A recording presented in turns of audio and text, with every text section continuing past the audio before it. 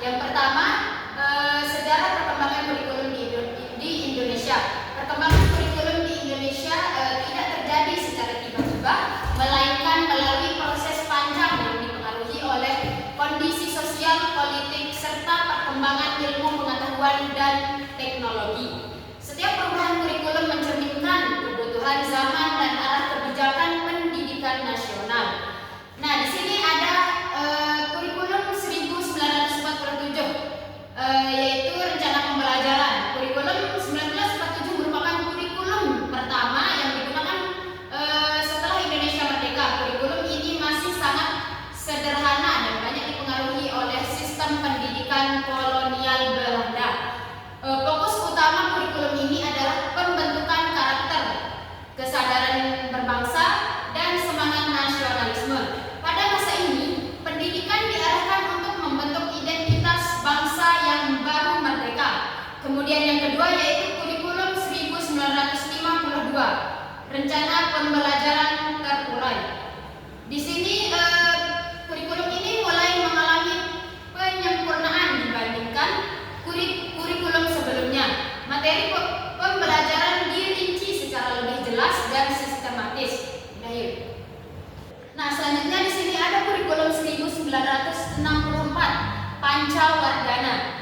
Kurikulum ini dikenal dengan konsep Pancawardhana, yaitu pengembangan 5 aspek utama dalam diri siswa, yang dimana yaitu cipta, rasa, karsa, karya, dan moral. Tujuannya adalah membentuk manusia yang seimbang antara aspek intelektual, emosional, dan keterampilan. Kurikulum ini mencerminkan upaya pemerintah untuk membangun manusia Indonesia yang utuh. Kemudian yang keempat yaitu kurikulum 1968, merupakan penyempurnaan dari kurikulum sebelumnya dengan fokus pada pembinaan jiwa Pancasila. Pendidikan diarahkan untuk membentuk manusia yang beriman, berakhlak, dan memiliki pengetahuan dasar yang kuat. Kemudian yang kelima yaitu kurikulum 1975, menggunakan pendekatan sistem instruksional yang lebih terstruktur. Dalam kurikulum ini diperkenalkan konsep tujuan instruksional umum dan tujuan instruksional khusus. Setiap kegiatan pembelajaran dirancang secara rinci untuk mencapai tujuan yang telah ditetapkan. Kemudian yang keenam yaitu ada kurikulum 1984, CBSA, dikenal dengan pendekatan cara belajar siswa aktif. Dalam kurikulum ini, siswa menjadi pusat pembelajaran sedangkan guru berperan sebagai fasilitator. Yang ketujuh yaitu kurikulum 1994. Kurikulum ini merupakan hasil perpaduan dari kurikulum sebelumnya. Kurikulum ini memiliki struktur yang lebih padat dengan jumlah mata pembelajaran yang cukup banyak. Meskipun demikian, kurikulum ini sering dikritik karena beban belajar siswa yang terlalu berat dan kurang fleksibel. Kemudian yang terakhir yaitu kurikulum 2004, kurikulum berbasis kompetensi atau KBK. Kurikulum 2004 atau kurikulum KBK menandai perubahan besar dalam sistem pendidikan di Indonesia. Kurikulum ini berorientasi pada pencapaian kompetisi siswa yang mencakup pengetahuan, keterampilan, dan sikap. Pembelajaran dirancang agar siswa tidak hanya memahami materi, tetapi juga mampu menerapkannya dalam kehidupan sehari-hari. Nah, selanjutnya di sini ada dari KBK ke KTSP. Yang pertama, kurikulum berbasis kompetisi, merupakan kurikulum yang menekankan pada pencapaian kompetisi siswa sebagai hasil akhir dari proses pembelajaran. Dalam KBK, proses pembelajaran tidak lagi berpusat pada guru, melainkan pada siswa. Guru berperan sebagai fasilitator yang membantu siswa dalam mengembangkan kemampuan mereka. Penilaian dalam KBK juga tidak hanya berfokus pada hasil akhir, tetapi juga pada proses pembelajaran. Selanjutnya yaitu ada kurikulum tingkat satuan pendidikan atau KTSP, merupakan pengembangan dari KBK yang memberikan kewenangan kepada sekolah untuk menyusun dan mengembangkan kurikulum sesuai dengan kondisi dan kebutuhan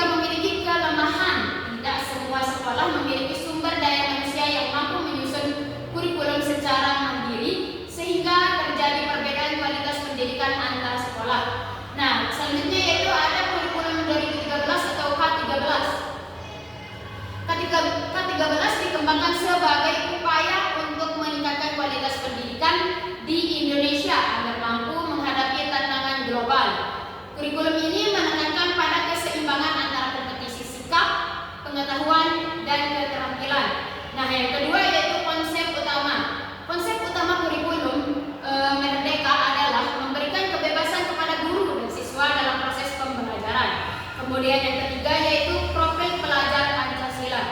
Kurikulum ini menekankan pembentukan profil pelajar Pancasila, yaitu siswa yang beriman, mandiri, bernalar kritis, kreatif, mampu bekerja sama, dan memiliki wawasan global. Kemudian yang keempat yaitu ada karakteristik. Kurikulum Merdeka memiliki karakteristik berupa materi yang lebih sederhana dan esensial, pembelajaran berbasis proyek, serta penerapan pembelajaran diferensiasi yang memperhatikan perbedaan kemampuan siswa.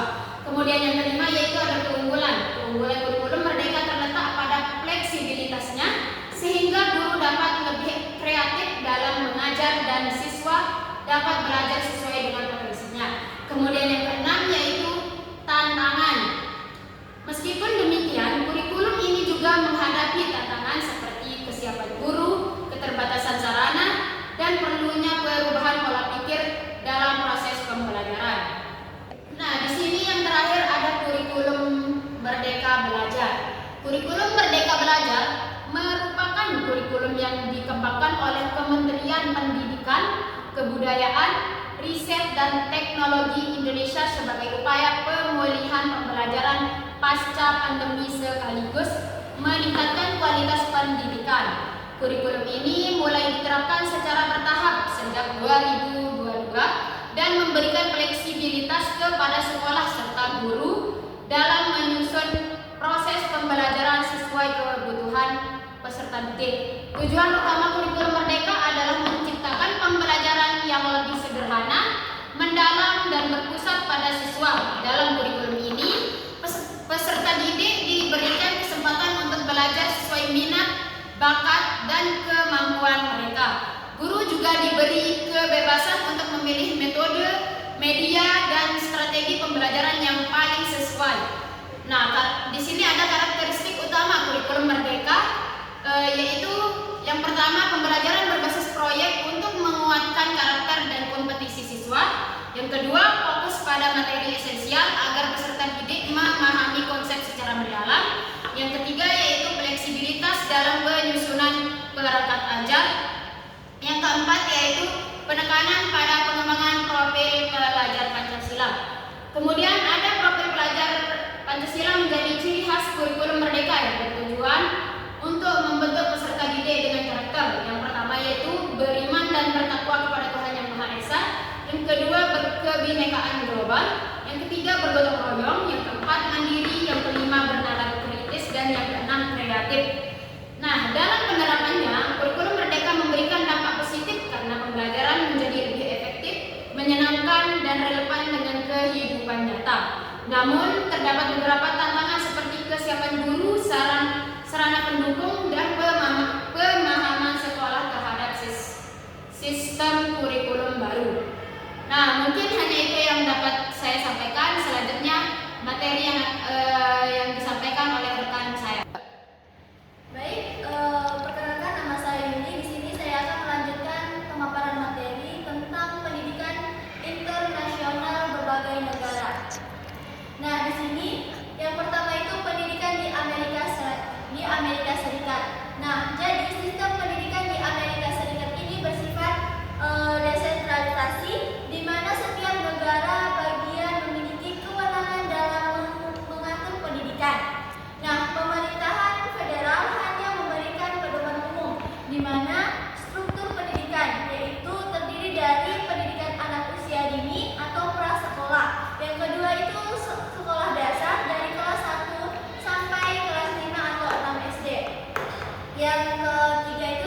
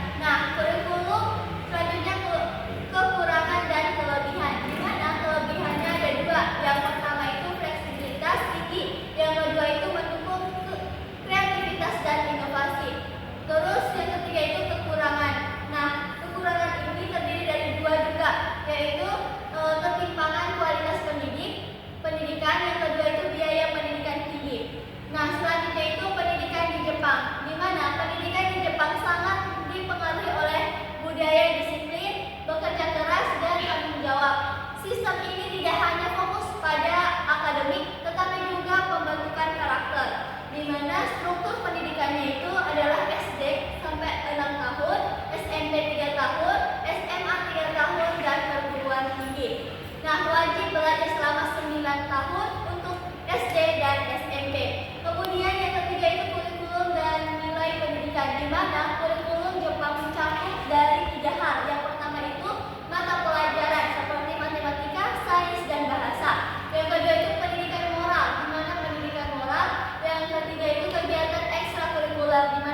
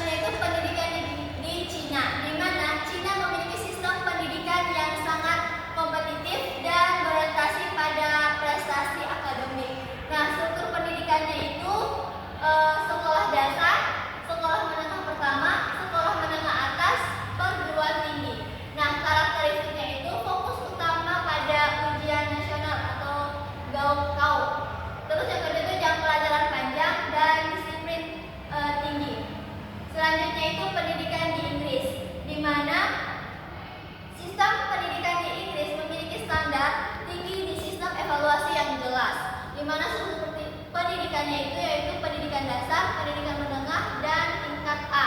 Nah, di sini ada kurikulumnya, kurikulum nasional atau kurikulum. Yang kedua itu penekanan pada kompetensi dan analisis. Yang ketiga itu sistem evaluasi dan uji GCSE. Dan yang terakhir itu A-level sebagai syarat masuk universitas. Kemudian selanjutnya akan dijelaskan oleh rekan saya. Baik, di sini saya akan menjelaskan tentang perangkat ajar. Yang pertama yaitu tentang pengertian silabus. Silabus adalah rencana pembelajaran pada suatu mata pelajaran atau tema tertentu yang mencakup kompetensi inti, kompetensi dasar, materi pembelajaran, kegiatan pembelajaran, penilaian, alokasi waktu, dan sumber belajar. Dalam konteks kurikulum merdeka, silabus berkembang menjadi capaian pembelajaran yang kemudian dijabarkan menjadi tujuan pembelajaran dan alur tujuan pembelajaran. Meskipun berubah, esensi silabus sebagai dokumen perencanaan pembelajaran tetap relevan dan menjadi fondasi utama dalam proses perancangan pembelajaran. Silabus memiliki beberapa fungsi strategis dalam sistem pendidikan, yakni sebagai pedoman dalam penyusunan rencana pelaksanaan pembelajaran atau RPP atau modul ajar. Kemudian sebagai acuan dalam pengembangan bahan ajar, media, dan sumber belajar, sebagai pedoman pengelolaan kegiatan pembelajaran di kelas, sebagai panduan dalam pengembangan sistem penilaian, dan sebagai dokumen kurikulum yang dapat dikomunikasikan kepada peserta didik dan orang tua. Landasan hukum penyusunan silabus yaitu Undang-Undang Nomor 20 Tahun 2003 tentang Sistem Pendidikan Nasional, Peraturan Pemerintah Nomor 57 Tahun 2021 tentang Standar Nasional Pendidikan, Permendikbudristek Nomor 7 Tahun 2022 tentang Standar Isi, dan Permendikbudristek Nomor 16 Tahun 2022 tentang Standar Proses. Keputusan Kepala BSKAP tentang capaian pembelajaran pada kurikulum merdeka. Penyusunan silabus harus memperhatikan beberapa prinsip dasar sebagai berikut, yaitu prinsip ilmiah, relevan, sistematis, konsisten, memadai, aktual dan konseptual, fleksibel dan menyeluruh. Kemudian silabus fisika pada SMA atau MA atau SMK memuat komponen-komponen sebagai berikut. Yang pertama ada identitas mata pelajaran, yaitu nama mata pelajaran, kelas 1 semester, alokasi waktu. Kemudian kompetensi intinya, yaitu capaian pembelajaran CP dan kompetensi dasar atau tujuan pembelajaran. Kemudian ada materi pembelajaran yang berisi fakta, konsep, prinsip, dan prosedur. Kemudian ada kegiatan pembelajaran yang mencakup pendekatan, model, metode, dan langkah-langkah. Kemudian ada penilaian, teknik, bentuk instrumen, dan contoh instrumen. Kemudian ada alokasi waktu yang disesuaikan dengan beban belajar, dan ada sumber belajar yaitu dari buku, teks, jurnal, media digital, atau laboratorium.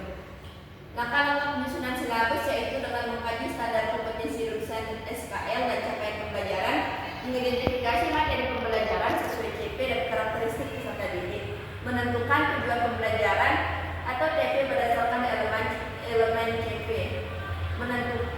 menyusun alur tujuan pembelajaran ATP yang logis dan sistematis, kemudian menentukan kegiatan pembelajaran yang berpusat pada peserta didik, menentukan teknik dan instrumen penilaian, menentukan alokasi waktu berdasarkan beban belajar per semester, dan menentukan sumber belajar yang relevan dan kontekstual.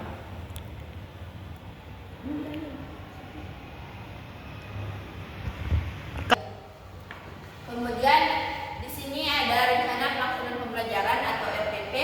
RPP yaitu rencana kegiatan pembelajaran tatap muka untuk satu pertemuan atau lebih. Nah, RPP ini dikembangkan dari silabus untuk mengarahkan kegiatan pembelajaran peserta didik dalam upaya mencapai kompetensi dasar. Setiap pendidik pada satuan pendidikan berkewajiban menyusun RPP secara lengkap dan sistematis agar pembelajaran berlangsung secara interaktif, inspiratif, menyenangkan, menantang, efisien, memotivasi peserta didik untuk berpartisipasi aktif. Dalam kurikulum merdeka, dokumen perencanaan pembelajaran lebih dikenal sebagai modul ajar yang memiliki komponen lebih lengkap dibanding RPP. Namun, guru tetap dapat menggunakan format RPP yang sederhana sesuai surat edaran Mendikbud Nomor 14 Tahun 2019. Esensi keduanya sama, yaitu menggunakan pembelajaran yang berpusat pada peserta didik. Selanjutnya ada program tahunan atau program. Program tahunan atau program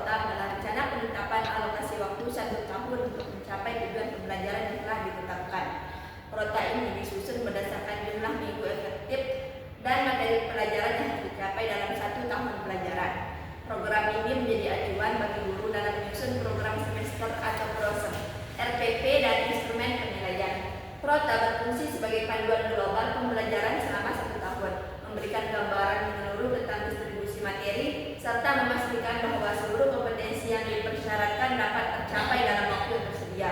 Nah, Prota ini juga menjadi alat bagi kepala sekolah dalam melakukan supervisi pembelajaran. Komponen kemudian yang kedua yaitu komponen program tahunan Prota yang berisi yang pertama yaitu ada integritas, satuan pendidikan, mata pelajaran, kelas, tahun pelajaran. Yang kedua ada kompetensi dasar atau tujuan pembelajaran yang harus dicapai. Yang ketiga ada materi pokok yang diajarkan per semester. Dan yang keempat alokasi waktu untuk setiap materi pokok dan keterangan tambahan, metode catatan khusus dan lain-lain. Landasan penyusunan program tahunan atau Prota yaitu hasil analisis standar isi Permendikbudristek nomor 7 tahun 2022, capaian pembelajaran yang ditetapkan Kemendikbudristek dan kalender akademik sekolah tahun pelajaran berjalan dan jumlah jam pelajaran efektif per minggu. Sekian dari saya, selanjutnya akan dijelaskan oleh pemateri selanjutnya. Baik, di sini saya akan melanjutkan pemaparan materi dari teman saya. Di sini ada program semester, di mana program semester adalah rencana pelaksanaan pembelajaran yang berisi gambaran distribusi alokasi waktu setiap materi pokok untuk semester. Program semester merupakan penjabaran dari program tahunan atau Prota yang memberikan gambaran lebih rinci tentang topik pembelajaran per minggu atau per bulan dalam satu semester. Program semester memuat alokasi waktu untuk setiap kompetensi dasar beserta rencana pelaksanaan per bulan dan per minggu, termasuk rencana kegiatan penilaian minggu tidak efektif dan cadangan waktu. Dokumen ini memudahkan guru dalam memonitor ketercapaian materi dan mengantisipasi perubahan jadwal. Yang kedua, komponen program semester yang pertama itu identitas, di mana satuan pendidikan, mata pelajaran, kelas atau semester dan tahun pelajaran. Selanjutnya capaian pembelajaran dan kompetensi dasar yang harus dicapai per semester. Yang ketiga, materi pokok dan submateri yang diajarkan. Dan yang keempat, alokasi waktu per materi didistribusikan ke dalam minggu dan bulan. Dan yang kelima, jadwal penilaian. Dan yang terakhir, keterangan di mana minggu efektif, minggu tidak efektif, dan libur nasional. Selanjutnya di sini sebagai bahan pendukungnya itu digunakan lembar kerja peserta didik atau LKPD. LKPD adalah suatu bahan ajar cetak berupa lembar-lembar kertas yang berisi materi, ringkasan dan petunjuk-petunjuk pelaksanaan tugas pembelajaran yang harus dikerjakan oleh peserta didik yang mengacu pada kompetensi dasar yang harus dicapai. LKPD berfungsi sebagai panduan peserta didik dalam melakukan kegiatan penyelidikan atau pemecahan masalah. Nah, selanjutnya itu ada manfaat dan fungsi LKPD. LKPD memiliki berbagai fungsi penting dalam proses pembelajaran antara lain. Yang pertama, sebagai bahan ajar yang meminimalkan peran guru tetapi mengoptimalkan aktivitas peserta didik. Dan yang kedua, memudahkan peserta didik untuk memahami materi yang diberikan. Dan yang ketiga, sebagai bahan ajar yang ringkas dan kaya tugas untuk berlatih. Dan yang keempat, memudahkan pelaksanaan pengajaran kepada peserta didik. Dan yang kelima, membantu peserta didik dalam menemukan konsep secara mandiri. Dan yang terakhir, meningkatkan kemampuan berpikir kritis dan analitis peserta didik. Selanjutnya jenis-jenis LKPD. Yang pertama LKPD penemuan, yang kedua LKPD aplikasi konsep, dan yang ketiga LKPD praktikum, dan yang keempat LKPD penguatan, dan yang terakhir LKPD berbasis proyek. Selanjutnya ada syarat-syarat penyusunan LKPD. Penyusunan LKPD yang baik harus memenuhi 3 kategori syarat utama, yaitu syarat didaktik, syarat konstruksi, dan syarat teknis. Selanjutnya langkah-langkah penyusunan LKPD. Yang pertama analisis kurikulum, yaitu mengidentifikasi KD atau TP yang akan dimuat dalam LKPD. Yang kedua menyusun peta kebutuhan LKPD, yaitu jenis dan jumlah LKPD yang dibutuhkan per temuan. Dan yang ketiga menentukan judul LKPD sesuai KD atau TP dan materi pokok. Dan yang keempat menulis LKPD, identitas, tujuan, petunjuk, alat atau bahan, prosedur, pertanyaan. Dan yang kelima menentukan alat evaluasi, yaitu rubrik penilaian LKPD. Dan yang terakhir melakukan uji keterbatasan dan revisi. Baik, mungkin hanya ini yang bisa saya sampaikan. Selebihnya saya kembalikan ke moderator. Sekian dari presentasi kelompok kami, mungkin hanya itu. Kurang